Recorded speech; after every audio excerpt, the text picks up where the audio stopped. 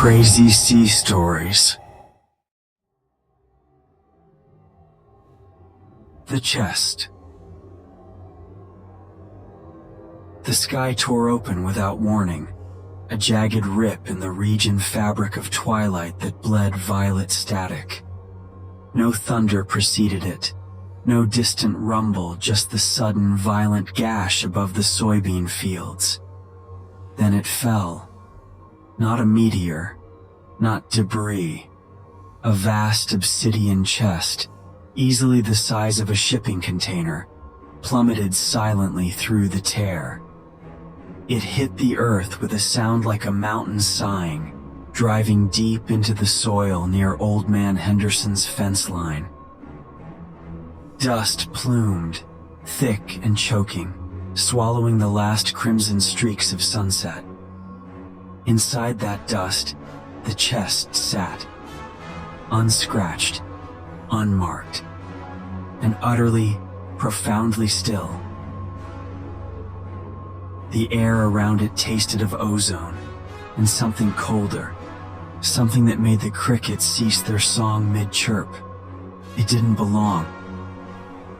Not here. Not anywhere. And the silence it brought wasn't empty. It was the quiet of held breath, of something ancient and ravenous waiting behind locked iron. The dust settled like ash on velvet, revealing the Stop Regan monolith in full. Moonlight slid off its surface without reflection, as if the chest drank light rather than bore it. No seams, no hinges, no keyhole, just a seamless obsidian slab that hummed at a frequency felt in the molars, not heard. Old Man Henderson's border collie, Rex, whined low in his throat from the porch, hackles raised like spines. The soybean stalks nearest the impact site had blackened, not burned but rotted, collapsing into a viscous sludge that reeked of brine and copper. A single crow landed on the chest's edge, cocked its head and burst. Not violently, but like an overripe fruit, feathers and bone dissolving midair into a fine iridescent mist that vanished before it touched the ground. The silence deepened. The chest absorbed the night, and deep within the soil, roots began to twist away from it, as if the earth itself recoiled. The first human to approach was not Henderson, but his grandson, Eli, who'd been tinkering with a busted tractor headlights when the sky split. He moved through the soybeans like a sleepwalker, drawn by the silence, a silence so thick it muffled the crunch of his own boots on dead stalks. 20 paces from the chest, the air turned gelid. His breath fogged, though the night was warm. 10 paces, and the humming vibration climbed his spine, rattling his teeth until his jaw ached. 5 paces, and he saw it. Not a surface at all, but a depth. The obsidian wasn't smooth. It was hungry. It swallowed the moonlight, the starlight, even the faint glow of his phone, where it trembled in his hand. When he reached out not to touch but to measure the cold radiating from it, the shadows at the chest's base writhed. Not shadows' roots. Pale, fleshy tendrils, thick lost wrists, had breached the soil. They pulsed faintly, glistening with the same iridescent sheen as the vanished crow. One brushed his boot. The leather sizzled, curling inward like burnt paper, and Eli stumbled back, the smell of scorched hide and something sweetly rotten clogging his throat. The tendrils retracted, swift as eels, leaving only perfect circular holes in the earth. The chest remained, waiting. and Eli ran. The vibration now a scream in his bones. Eli's boots pounded the dirt road, each step jarring his bones with the chest's lingering hum. He didn't look back, didn't dare. The image of those pulsing roots, slick and alive, tasting his boot like some grotesque tongue burned behind his eyes.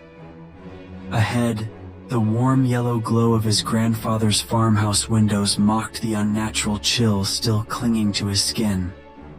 He burst through the screen door, slamming it against the frame, the sound impossibly loud in the heavy silence that had swallowed the farm. Henderson was already on his feet, shotgun leaning against his worn armchair, his face carved into deep lines of alarm by the lamplight. Rex cowered beneath the kitchen table, a low, continuous whine vibrating in the cramped space. Sk! Ripped open. Eli gasped, lungs burning, pointing a shaking hand toward the fields. Something fell, black, like a coffin made of nothing. And the roots. God, the roots. He doubled over, retching, the sweet rot stench still thick in his nostrils. Outside, the night pressed in, darker and quieter than any night had a right to be. The chest waited, and the tendrils, deep in the wounded earth, began to stretch again, questing blindly through the soil toward the trembling lights of the house. Henderson didn't waste breath on questions. He'd seen the unnatural stillness outside, felt the absence of crickets and wind like a physical weight, the raw terror in Eli's eyes, the sizzled leather of his boot. These were facts, stark and undeniable. With a grunt, he snatched the shotgun, the worn wood cool and familiar in his grip. "Stay with the dog," he ordered, his voice gravelly but steady, cutting through Eli's ragged gasps. "Bolt the door behind me. Don't open it for anything that doesn't sound like me." "Exactly." He paused, his gaze locking onto his grandson's. "And if I don't come back, you run. Hear me? You run east to the Millers. Don't look back." Henderson moved into the night with the grim deliberation of a man walking toward his own grave. The familiar crunch of gravel under his boots was absent, swallowed by that all-consuming silence. Moonlight, usually a friend on these fields, felt thin and useless, repelled by the oppressive dark radiating from the direction of the chest. He kept the shotgun low and ready, not aiming, but prepared. Every nerve screamed at the unnatural stillness. No rustle of rodents, no whisper of wind through the soybeans, just the low, bone-deep thrum that vibrated up through the soles of his boots. It wasn't a sound, it was a pressure, a wrongness seeping into the earth itself. He saw the blackened swath first, the soybeans reduced to a glistening, foul-smelling sludge that reflected no light. Then the chest itself, a void cut from reality, squatting in the center of the ruin. The air around it shimmered, not with heat, but with cold so intense it made his joints ache. Henderson stopped at the edge of the sludge, his breath frosting in ragged clouds. The humming was louder here, a physical force pressing against his eardrums. He squinted, searching for the roots Eli had described. Nothing moved on the surface, but the earth, it breathed. subtle shifts in the soil, like something massive shifting far below. A single pale tendril, thin as a finger, broke the surface near his boot. It didn't lunge. It bloomed, unfurling into a sickly white flower with petals like raw nerve endings, glistening with that same iridescent slime. The stench hit him, copper, brine, and the cloying sweetness of decay. The flower tilted toward him, and Henderson didn't hesitate. The shotgun roared, shattering the silence like glass. The flower exploded into vapor, but the tendril snapped back underground. For a heartbeat, nothing. Then the ground beneath him heaved, as if the earth itself had taken a furious breath. The shotgun blast echoed, a frail human sound swallowed almost instantly by the humming void. The ground bucked violently, throwing Henderson to his knees. Gravel bit into his palms as the shotgun skittered away. Before he could scramble for it, the earth erupted around him. Not in one place, but in a dozen. Pale, pulsing tendrils burst upwards, thick as thighs now, glistening with iridescent slime. They didn't lunge at him. They arched, like the ribs of some colossal beast breaching the surface, forming a cage of sickly white flesh around the old man. The air thickened, cold enough to burn his lungs, and the humming deepened into a subsonic groan that vibrated his very marrow. From the center of each arching tendril, a bud swelled rapidly, splitting open with a wet, tearing sound. Not flowers this time. Eyes. Lidless, multifaceted orbs like obsidian beetles, reflecting no light, only the depthless dark of the chest itself. They swiveled in unison, fixing their impossible gaze on Henderson. A pressure built behind his own eyes, a terrible silent command worming into his mind, not in words, but in images. The farmhouse door unbolting, Eli stepping out, his face slack, walking towards the waiting darkness. Henderson gritted his teeth, blood welling where he bit his tongue, fighting the invasive pull with every frayed thread of his will. The tendril cage began to contract. Henderson roared, a raw animal sound ripped from the depths of his terror and defiance. He threw himself sideways, not towards the fallen shotgun, but under the lowest arching tendril. The cold slime coating the pulsating flesh seared through his flannel shirt like acid, but the pain was a distant counterpoint to the psychic assault trying to puppet his mind. The multifaceted eyes tracked him with unnerving precision, the silent command intensifying. Bring the boy. Bring the warm blood. He hit the ground rolling, coming up just outside the cage, the tendrils still swaying like drunken serpents lay above him.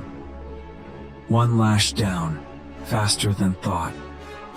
Henderson dodged, the tendril slamming into the blackened sludge where he'd knelt, sending up a spray of foul, steaming ooze. He scrambled backwards, his boots slipping in the muck, the shotgun forgotten. The chestlet itself seemed to pulse, a deeper darkness within the darkness, and the humming shifted, becoming a low, insistent pulling sensation, not just on his mind but on the air itself. The moonlight visibly dimmed further, drawn towards the monolith like water down a drain. The tendrils paused their pursuit, retracting slightly, their grotesque eyes fixed not on him, but on the farmhouse lights flickering defiantly in the distance. The silent command changed, sharpened, focused with chilling intent. Patience. He will come. Henderson didn't wait. He turned and ran, the cold burning his back. The image of those lidless eyes and the promise in their silence leapt into his soul. The chest drank the night and waited. The farmhouse door slammed open under Henderson's shoulder, the wood groaning as he stumbled into the lamplight, reeking of ozone and decay. Eli lunged forward, catching his grandfather before he collapsed. The old man's face was bloodless, his eyes wide with a terror Eli had never seen in decades of drought and debt. The eyes, Henderson rasped, clawing at Eli's arm, his fingers trembling.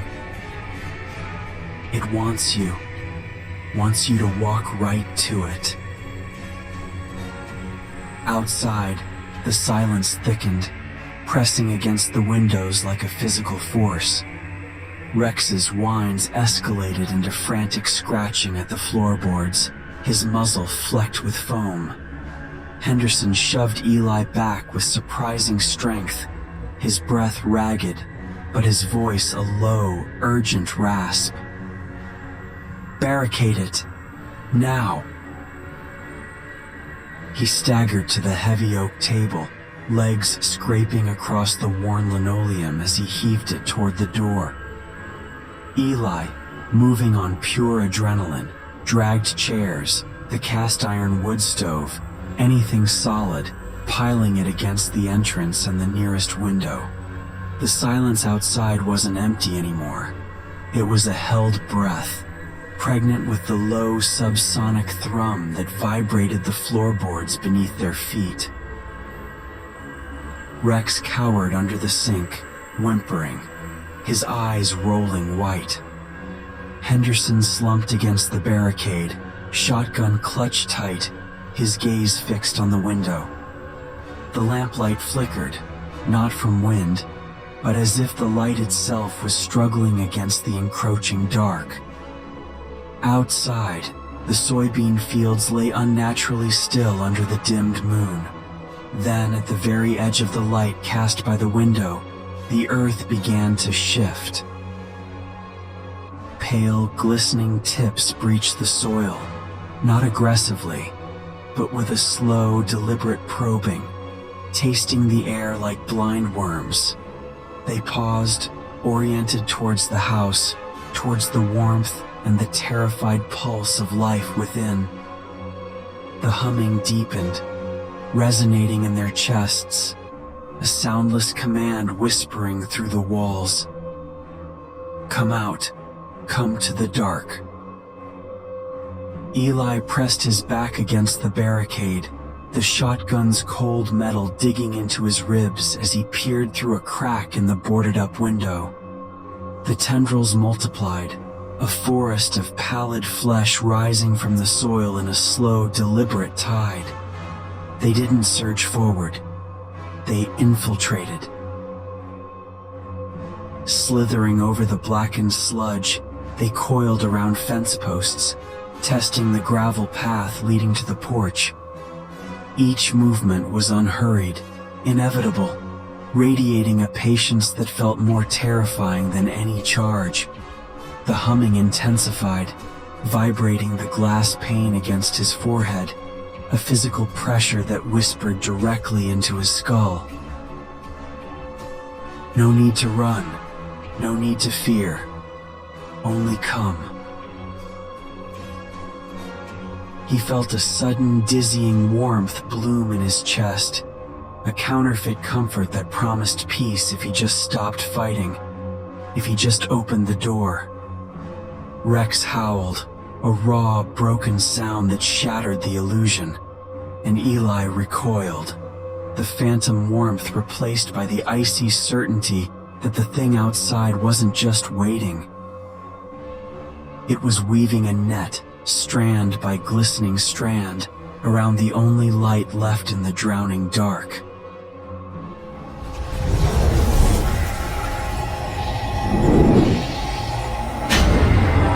Crazy Sea Stories. If you like these stories, subscribe for more.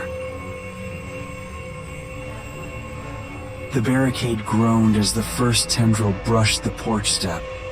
Not an impact, but a caress. The wood didn't splinter. It softened, sagging inward like rotten fruit under the tendril's iridescent touch. A low, wet susurration filled the silence, the sound of 1,000 tiny mouths sucking at the grain. Eli flinched back, the counterfeit warmth in his chest warring violently with the acid terror clawing up his throat. Henderson didn't move. His eyes, fixed on the window, were chips of flint in his ashen face. "It's learning," he whispered, the words barely audible over Rex's frantic scrabbling under the sink. "Learning how to swallow more than light." Outside, the probing tips retracted. For a breath. Nothing. Then the earth directly beneath the farmhouse shuddered.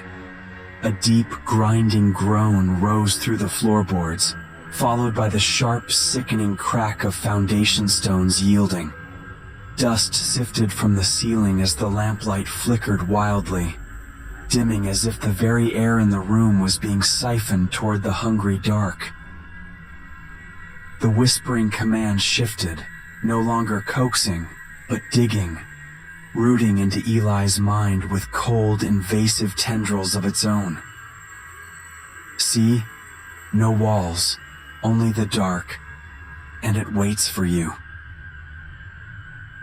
The grinding beneath the floorboards escalated into a violent tremor, throwing Eli against the barricade. Plaster rained from the ceiling as the farmhouse groaned like a dying beast.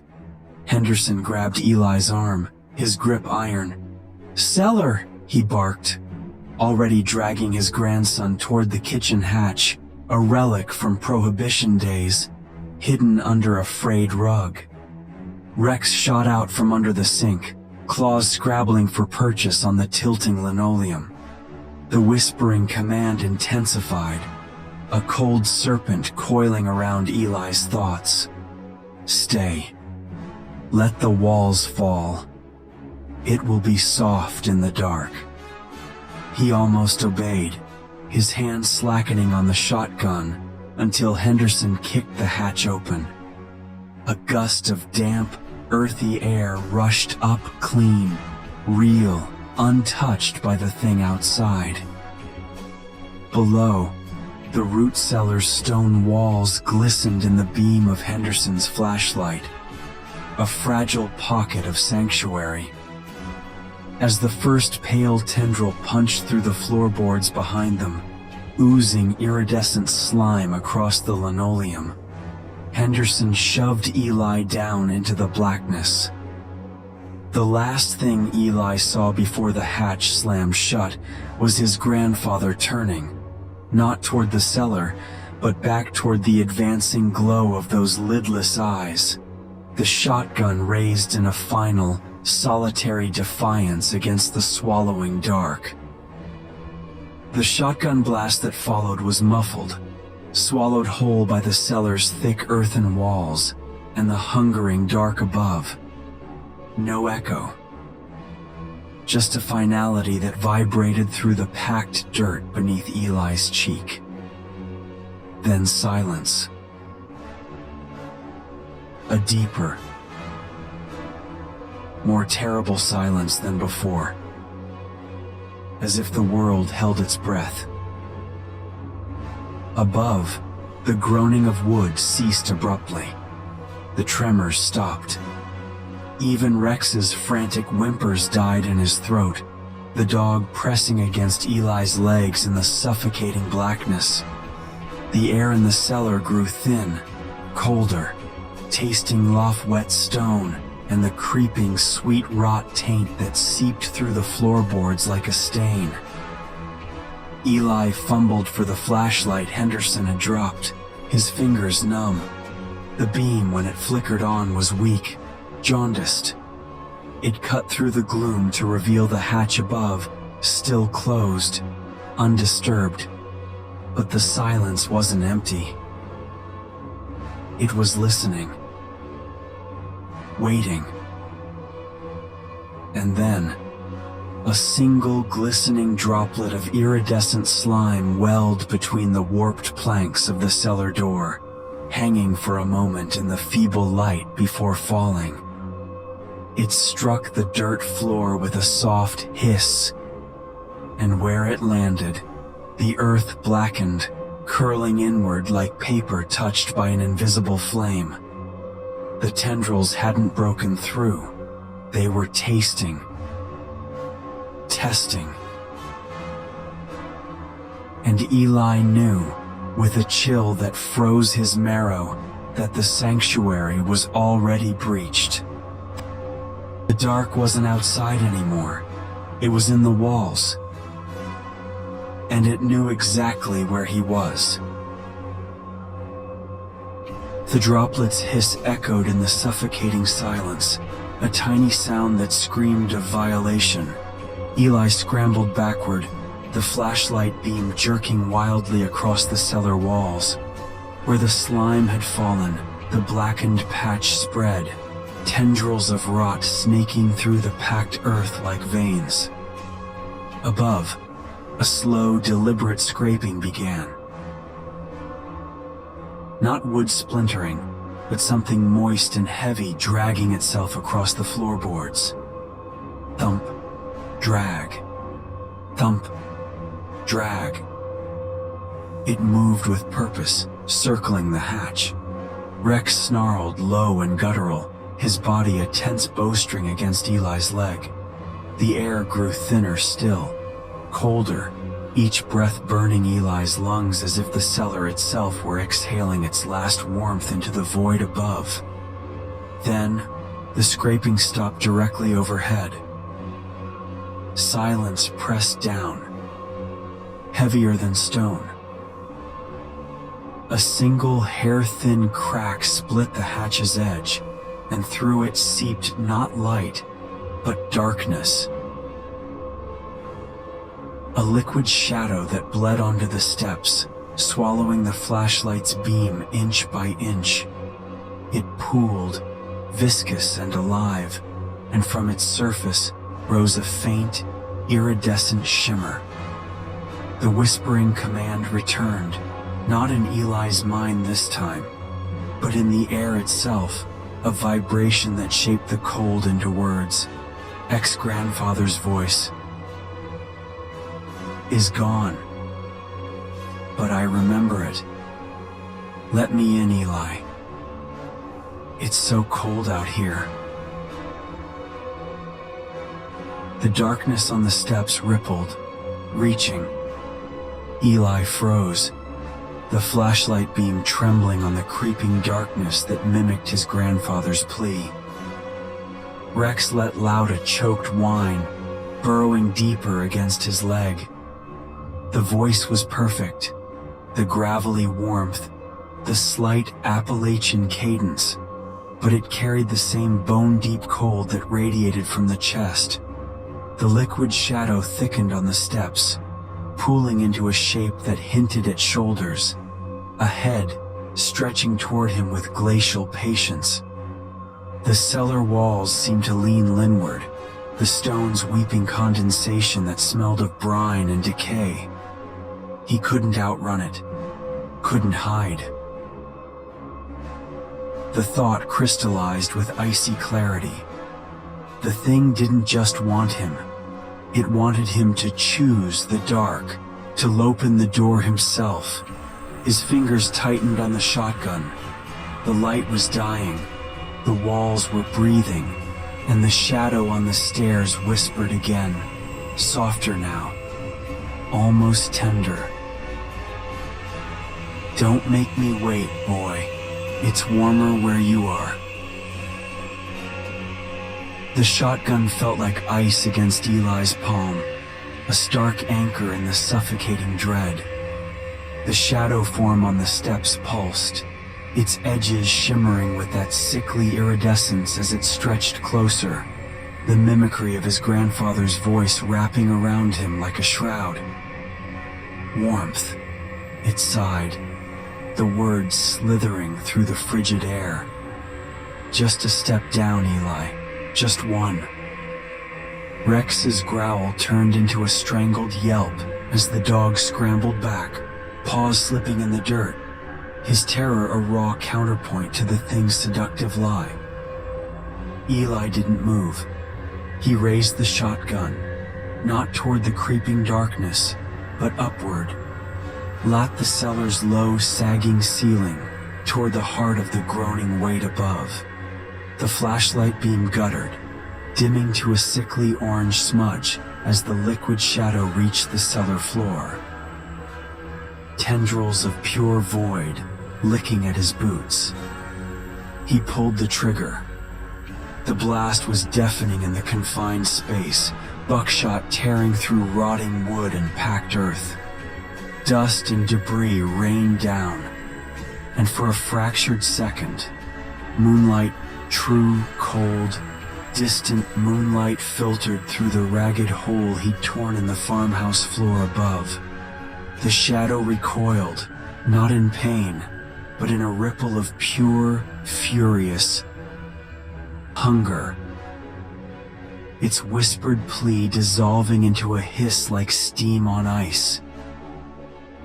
Above, in the shattered dark of the farmhouse, a chorus of lidless eyes swiveled toward the breach, their multifaceted gaze fixing on the weak silver light and on the boy who dared to pierce the dark. The moonlight shafting through the ragged hole was thin, weak, but it was real. It struck the pooling shadow on the cellar floor, and the darkness recoiled with a sizzle, like grease on a hot skillet, retreating up the steps in a furious, liquid ripple. The hiss that followed wasn't steam. It was the sound of 1,000 tiny, unseen mouths snapping shut in thwarted hunger. Above, through the jagged opening, Eli glimpsed chaos.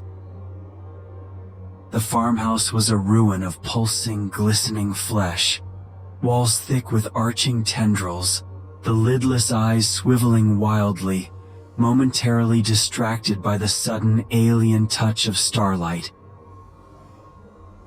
Rex barked, a sharp, desperate sound, and lunged toward the hole, scrambling at the loose earth and splintered wood. Eli didn't hesitate. He shoved the whimpering dog upwards, boosting him through the breach into the moonlit wreckage above. The tendrils reacted instantly, lashing toward the movement, but Rex, driven by primal terror, darted through the forest of pale flesh, vanishing into the deeper shadows of the gutted house. Eli scrambled after him, hauling himself through the hole just as a thick tendril slammed down where his legs had been, spraying foul slime. He rolled onto the ruined floorboards, the shotgun slick in his grip. The moonlight was already dimming, the chest outside drinking it greedily, but it had bought him seconds. He was out of the cellar, and the thing that wore the dark and mimicked voices now had his scent in the open air. The lidless eyes refocused, converging on him, a silent, ravenous choir in the swallowing gloom. Eli scrambled backward, boots slipping on slime-slick wood, the feeble moonlight already fading as the chest's hunger reclaimed the air. The lidless eyes tracked him, a forest of cold, alien focus. He raised the shotgun, not at the eyes useless he knew, but at the nearest window, its frame already bulging inward under the pressure of the pulsing tendrils outside. The blast shattered the glass and warped wood, creating a jagged opening into the suffocating night. Cold, thick air rushed in, carrying the reek of brine and decay, but also a path. Rex was already there, a blur of matted fur darting through the gap into the blackened field. Eli followed, diving through the window just as the farmhouse behind him gave a final, shuddering groan. He hit the rotten soybean sludge outside, the impact driving the breath from his lungs.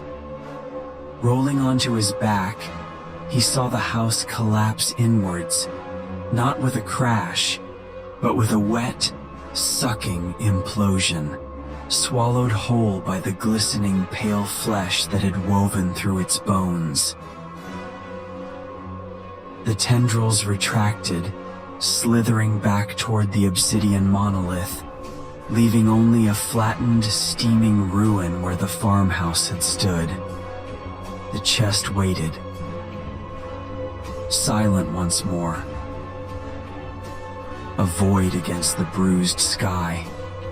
And the eyes, all those lidless eyes, were now fixed solely on Eli, alone in the field, the shotgun cold and heavy in his trembling hands. The humming deepened, a physical force pressing against his ribs.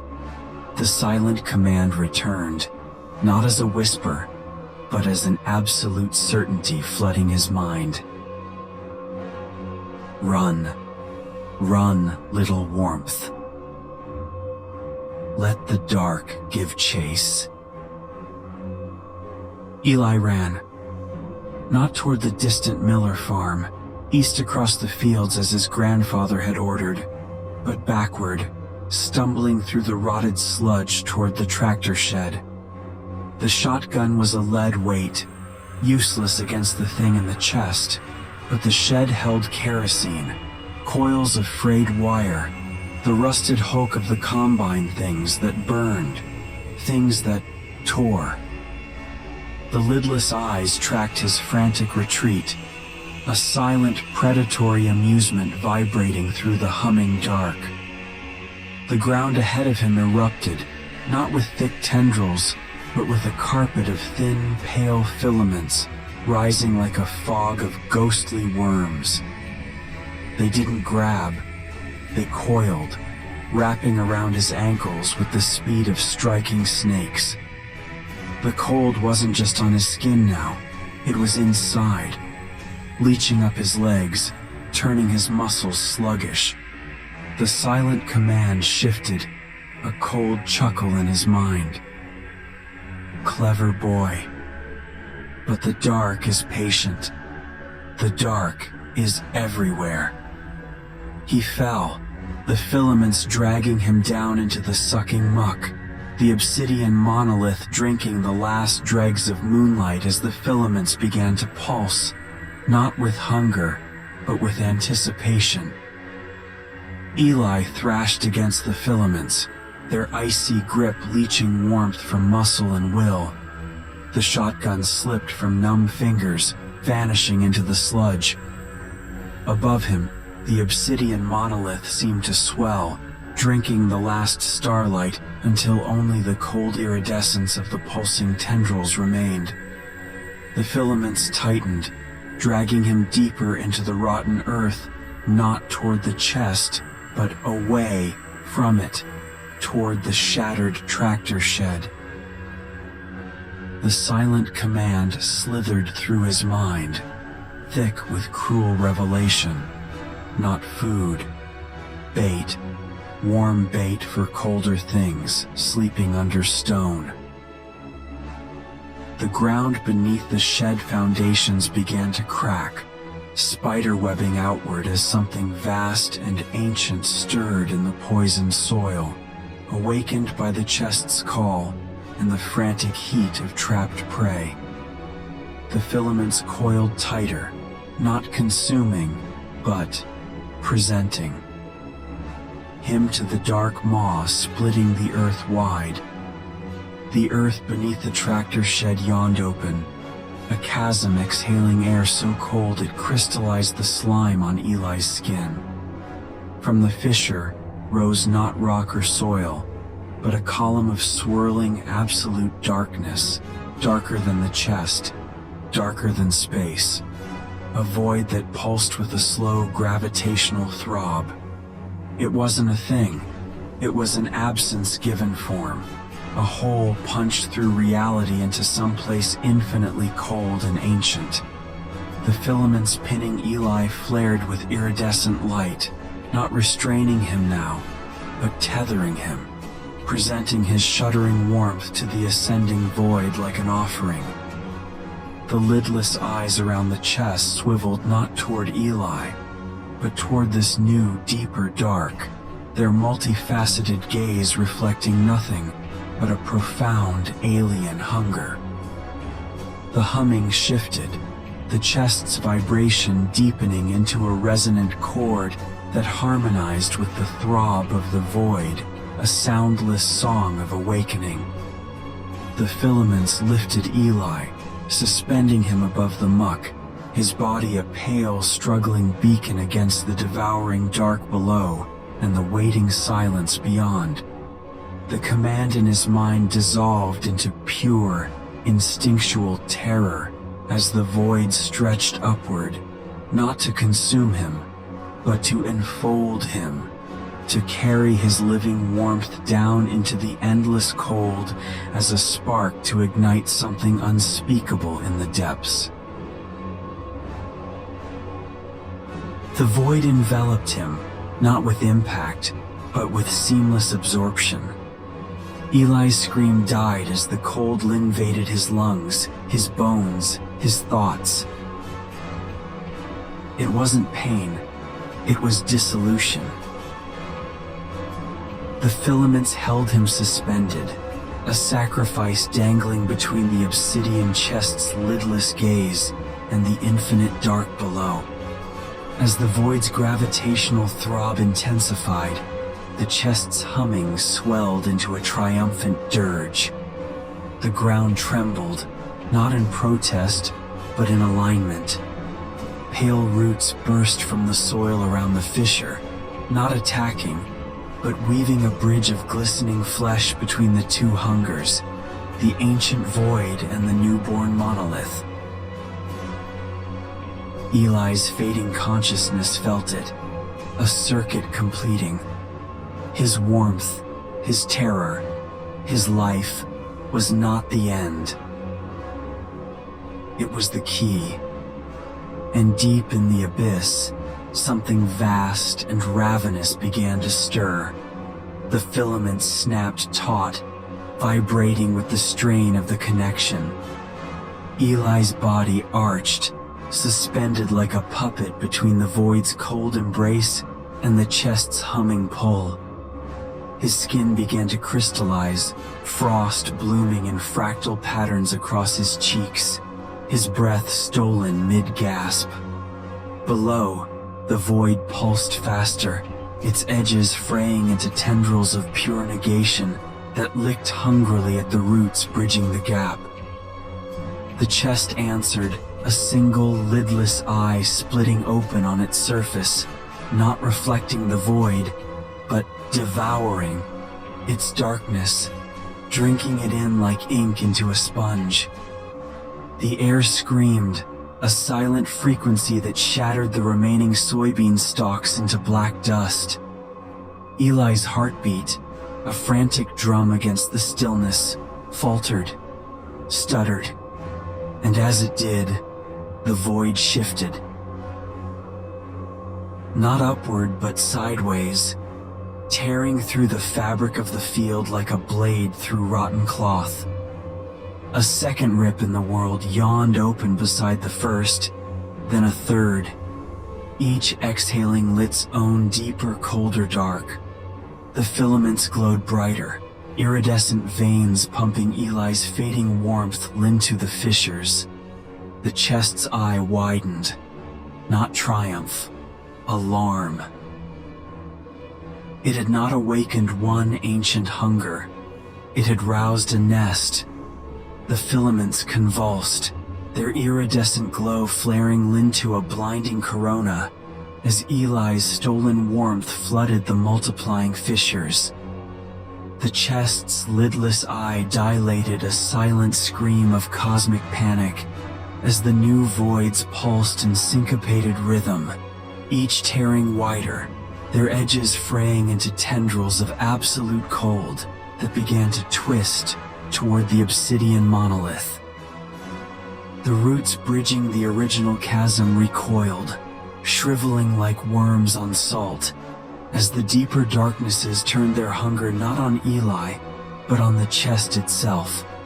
The air crystallized, freezing the rotted sludge solid, and the triumphant hum shattered into discordant shrieks of frequencies that cracked the earth. Below Eli's suspended, fading form, the original void recoiled, retreating into its fissure as if scalded, while the newborn abysses lunged not for flesh, but for the source of the song that had disturbed their slumber. The chest's surface rippled like water, its obsidian certainty fracturing as the hungers it had unwittingly unleashed closed in to feast on the feeder, not the fed. The obsidian monolith buckled, not under physical force, but under the sheer gravitational wrongness of the converging voids. Its surface, once an absolute devourer of light, began to shed darkness like flakes of burnt skin, each fragment dissolving into the ravenous mouths of the fissures. The lidless eye imploded first, collapsing inward with a silent shriek that vibrated the frozen sludge into powder. Then the chest itself cracked, a spiderweb of iridescent fractures spreading across its form. From the cracks bled not substance, but a final, desperate pulse of that cold, seductive hum a siren song meant to lure, now only accelerating its own consumption. The tendrils holding Eli went rigid, then brittle, shattering like black ice as the connection snapped. He fell, not into the abyss, but onto the frozen, corpse-cold earth as the voids closed over the dying monolith. They consumed it not with violence, but with terrifying efficiency, folding space and shadow in on themselves until only 3 perfect circles of sterile, lightless earth remained where the fissures had been. The silence that followed was total. Not the held breath of predation, but the hollow silence of a grave after the mourners have left. Eli lay on his back, the cold of the ground seeping into his bones, staring up at the indifferent stars through the tear in the sky. Now stitched shut with scar tissue of fading violet static. In the east, the first true gray light of dawn touched the ruined fields. No birds sang. No wind stirred the ash that was all that remained of the soybeans, the house, his grandfather. Only the 3 dark circles, cold and deep less forgotten wells, and the taste of copper and brine fading on the air. The chest was gone. The voids were gone. But the earth beneath him remembered the cold. And Eli, utterly alone, began the long walk east, toward a sunrise that held no warmth.